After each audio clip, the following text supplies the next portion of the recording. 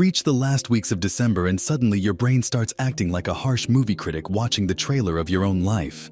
You look at the calendar, you look at your photos, you look at what you didn't do, and a single heavy thought lands. Was this year a waste? It can happen even if you had real wins, real love, real moments that mattered. One awkward conversation, one unfinished goal, one lonely evening, and your mind zooms in until it feels like the whole year was made of disappointment. Then you do the most human thing possible. You try to fix the feeling by forcing a verdict. You declare the year good or bad, successful or failed, and you hope that labeling it will give you peace. But it doesn't. It just makes you tense because deep down you know the label is too simple for 12 months of being alive. If you recognize yourself here, you are not dramatic and you are not weak. You are running into a cognitive distortion that shows up almost every year for almost everyone. And once you can see it, you can stop letting December lie to you. By the end of this video, you'll have a simple way to audit your year without falling into the shame spiral, and a small toolkit to build a more accurate story that doesn't erase your pain but also doesn't erase your progress. And in a few minutes, I'll show you the counterintuitive reason the end of the year feels heavier than the rest. Your memory isn't a recording, it's a spotlight, and December controls the switch. Let's name what's happening so you can hold it in your hands. I call it the year-end memory trap. It's the tendency for your brain to judge the entire year using a tiny slice of information that is emotionally intense and easy to recall, especially whatever happened recently, whatever was painful, and whatever feels unfinished. It is not the same as honest reflection, and it's not a moral failure. It's a predictable feature of how memory and meaning-making work. Your mind is not built to store your year like a folder of files you can open and review calmly. It's built to store what feels important for survival and identity. And in practice, that means your brain doesn't ask, what objectively happened across 12 months? It asks, what should I pay attention to now so I don't get hurt again? That is why you can have a year with growth and still feel like you're behind, because the feeling is not a summary, it's a warning system. To understand the trap, imagine your year as a long mural on a wall. Most of the mural is ordinary, small moments, routines, tiny efforts, quiet kindness, days that look similar. But your brain walks along the wall holding a flashlight. It doesn't illuminate the whole mural. It illuminates the parts that feel sharp, unresolved, or emotionally charged. In December, the flashlight gets brighter and narrower. You start scanning for meaning, for proof, for a story you can take into the next year. And because the beam is narrow, whatever it hits starts to look like the whole wall. There are three main reasons the flashlight behaves this way at the end of the year. First is recency. Your brain naturally gives more weight to what happened recently because recent events feel more relevant. So if the last month was stressful, your brain concludes this was a stressful year. If the last week was lonely, your brain concludes this was a lonely year. Second is the peak and end effect. You tend to remember experiences by their most intense moment and how they ended, not by the average reality. That means the intensity of a few moments can dominate your summary. Third is the Zeigarnik-like pull of the unfinished. Your mind hates open loops. Unfinished tasks, unresolved conflicts, and unmet goals keep buzzing in the background because your brain treats them like active problems. December is basically an open loop amplifier. A deadline approaches and your mind starts screaming, close it all, fix it all, become new. Now add one more ingredient that makes the trap feel personal: social comparison. In December, everyone's highlight reel becomes louder. People post celebrations, milestones, vacations, promotions, engagements, perfect dinners, perfect bodies, perfect gratitude. Even if you know it's curated, your nervous system still absorbs it as a threat signal. Maybe you're falling behind the tribe, and the mind responds by tightening its story about you. It looks for evidence that explains why you're not where you think you should be. This is how the year-end memory trap turns into the year-end identity trial. You don't just judge your year, you judge yourself. You start saying things like, I'm the kind of person who never follows through. I'm the kind of person who wastes time. I'm the kind of person who can't get it together. And that is the hidden cost. When December becomes a courtroom, you walk into January already exhausted, already ashamed, already trying to earn a new identity through willpower. Then the pressure backfires. You overpromise, you set goals that are really apologies. And when you can't sustain them, you confirm the harsh story. If you've ever had a New Year's resolution collapse and thought, see, I knew it, that's the trap completing its loop. So the goal here is not to hype you up or tell you to be positive. The goal is accuracy with compassion, because an accurate story is motivating, while a distorted story is paralyzing. Let's move into the toolkit. I'm going to give you 4 tools that work like a lens correction for your memory flashlight. They don't erase the hard parts of your year. They simply stop the hard parts from pretending they were the whole thing. Tool 1 is called the flashlight label. This is your interrupt for the moment you catch yourself making a global verdict. When you hear your mind say, "This year was a failure," you pause and say, either out loud or in your head, "This is my flashlight talking, not my full mural." That one sentence matters because it separates feeling from summary. It reminds you that your mind is currently illuminated by a beam. Then you add a second sentence. What is the flashlight pointed at right now? Is it pointed at an unfinished goal? Is it pointed at a recent fight? Is it pointed at a lonely week? Naming the target shrinks the verdict back down to its real size. Here's what it looks like in real life. You're lying in bed, scrolling, and you see someone post a big achievement. Your chest drops and your brain says you did nothing this year. Flashlight label. This is my flashlight talking, not my full mural. Target. It's pointed at comparison and one unfinished project. Now the feeling becomes workable. You don't have to argue your way into optimism. You just stop making the feeling universal. Micro-experiment for the next 24 hours. Every time you catch a global statement, replace it with a specific one. Not "I am behind, but I feel behind about this one area." Specificity is kindness and clarity at the same time. Tool 2 is called the year map, and this is where you reclaim the mural. Most people try to summarize a year by thinking harder, and thinking harder just makes the flashlight narrower.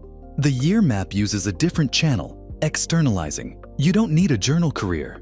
You need 10 minutes and a page. Here's how you do it. You divide the year into 4 seasons in your mind, not by dates, but by chapters. You ask, what was the chapter from January to March? What was the chapter from April to June? What was the chapter from July to September? What was the chapter from October to December? For each chapter, you write 3 short facts, not interpretations. Facts like, I started a new habit for 3 weeks. I went to the doctor. I had a conflict with a friend. I traveled. I learned a skill. I had a hard month at work. I felt anxious. I felt proud. This matters because facts widen the beam. They force your brain to walk along the mural instead of staring at one corner. And then you ask one gentle philosophical question. What was I trying to protect or build in each chapter? That question changes your year from a performance review into a human story. If you want a comment prompt that builds connection, pause and write one chapter title for your year. Just 5 words like, "The year I learned boundaries," or "The year I survived and softened," or "The year of quiet repair." If you want, share your chapter title in the comments. It's a powerful way to see how diverse and honest other people's years really are. Tool 3 is called the counterweight list because your brain has a negativity bias and you need a counterweight, not to fake happiness, but to balance the math. The rule is simple. For every one heavy memory that keeps hijacking your summary, you write 2 small evidences of agency from the year. Agency can be tiny. It can be, I showed up, I asked for help, I stopped something harmful, I set a boundary once, I kept going, I rested when I needed to, I apologized, I tried again. Why 2? Because the bias is strong. One counterexample rarely moves the scale. 2 starts to. Here's the key. These are not achievements. They are proofs that you had authorship. This changes your identity story. Instead of I did nothing, you start seeing I made choices, even inside difficulty. Try it with a real heavy memory. Maybe you lost someone, or you lost a job, or you ended a relationship, or you failed at a goal. Your brain wants to turn that into a global label. I'm broken. I can't do life. Counterweight list. What did I do that showed agency in that season? Maybe you kept eating. Maybe you kept working. Maybe you reached out. Maybe you did one painful task. This is not lowering the bar. It's recognizing reality. Survival is effort. Micro assignment. Tonight, pick one heavy memory that dominates your December and write 2 agency proofs next to it. Then read them once, slowly. Notice how your body responds when you're no longer erased from your own story. Tool 4 is called the January Bridge, and this is the one that prevents the trap from turning into unrealistic resolutions. Most New Year goals fail because they're built on shame. They're not goals, they're rejection letters to your current self. The January Bridge builds goals from continuity. It asks one question. What is one small behavior from this year that I want to carry forward and strengthen? Not start from 0, carry forward. Then you ask, what is the smallest next version of that behavior that would be believable in January? Believable is the word that saves you. Your nervous system cooperates with believable. It resists fantasy. For example, maybe you had a season where you walked sometimes. The bridge is not, I will become a fitness person. The The bridge is, I will walk 10 minutes after lunch 3 times a week. Maybe you had a season where you spoke honestly once. The bridge is, I will send one clear message when something bothers me instead of swallowing it. Maybe you had a season where you slept better for a while. The bridge is, I will set a simple shutdown ritual. Lights low, phone away, one small reset. Notice what this does. It turns January into a continuation, not a trial. Now, let's return to the counterintuitive insight from the beginning. December feels heavier not because your year is objectively heavier, but because your memory spotlight is seeking closure. Your mind wants an ending because endings feel safe. If you can conclude the story, you can predict the future. But life doesn't give clean endings. It gives transitions. So instead of forcing a verdict, you create a more accurate closing line, one that honors complexity. Here are a few examples you can borrow. This year had pain and progress. This year taught me something I didn't want to learn, but I learned it. This year was uneven and I am still here. A closing line is not a lie, it's an integration. And if you feel resistance like, but I should have done more, notice the word should. Should is often the voice of a borrowed standard. This is where you practice self-compassion and responsibility together. It's not your fault that your brain judges your year through a narrow beam. That's how brains work. But it is your responsibility to widen the beam when the judgment starts to shrink you. Because you deserve to enter the next year with clarity, not with a distorted story that punishes you for being human. Let's put it all into a simple protocol you can remember when you're tired and emotionally full. Step 1. Flashlight label. This is my flashlight, not my mural, and name what it's pointed at. Step 2. Year map. 4 chapters with facts and 1 meaning question. Step 3. Counterweight list. 2 agency proofs for every heavy memory that dominates your summary. Step 4. January bridge. Carry 1 real behavior forward into a believable next step. If you run this protocol, something subtle but powerful happens. You stop using the end of the year as a weapon against yourself. You start using it as a lens correction, and that changes how you move. Not with grand promises, but with steadier authorship. One last invitation before we end. If your year included deep loss or prolonged suffering, you don't need to turn December into a gratitude performance. You're allowed to acknowledge that it hurt. Accuracy includes pain. The goal is simply that pain doesn't erase everything else. And if your year included quiet efforts no one saw, this is your reminder. Unseen effort still counts. Your nervous system knows what you carried. So as you step into the next weeks, when the verdict voice shows up, treat it like a flashlight, not a judge.